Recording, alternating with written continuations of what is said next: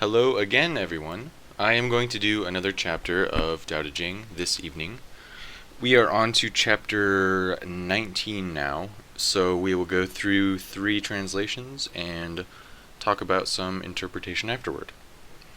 Our first version goes like this. If we could renounce our sageness and discard our wisdom, it would be better for the people 100-fold.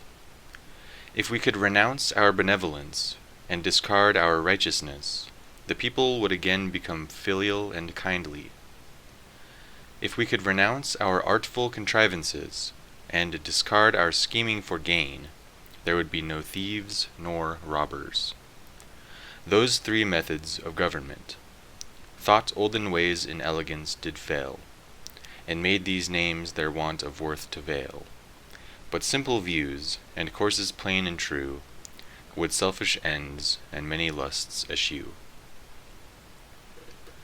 The second translation is as follows.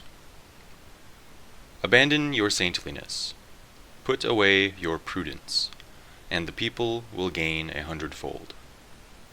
Abandon your benevolence, put away your justice, and the people will return to filial piety and paternal devotion. Abandon smartness, give up greed, and thieves and robbers will no longer exist. These are 3 things for which culture is insufficient.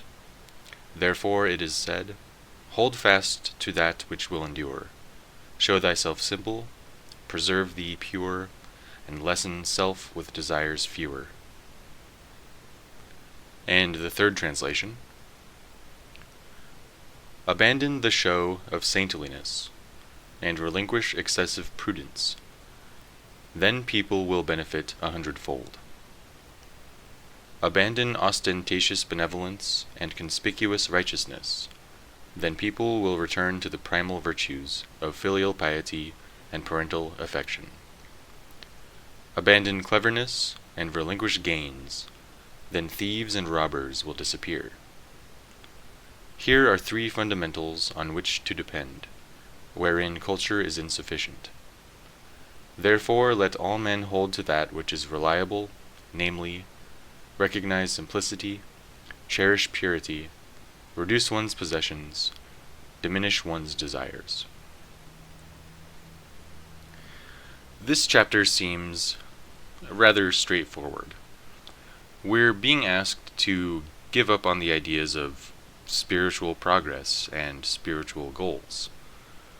And if we can do this, then everyone, including ourselves and those around us, will benefit. If we can abandon our concepts of benevolence and justice, these virtuous abstractions that we use to convince ourselves and to convince others that we are morally superior, then we will reunite with our families and with our social circles. Further, we are asked to discard our cleverness and desire for personal gain.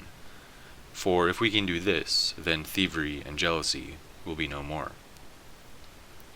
In the bottom part of this chapter, we find 3 fundamental ideas that are considered by Lao Tzu to be extremely important to a healthy society. Conducting ourselves with simplicity and holding to the pure. This simply means to do what is natural, to let go of concepts, virtues, morals, ideas, knowledge, wisdom, and progress.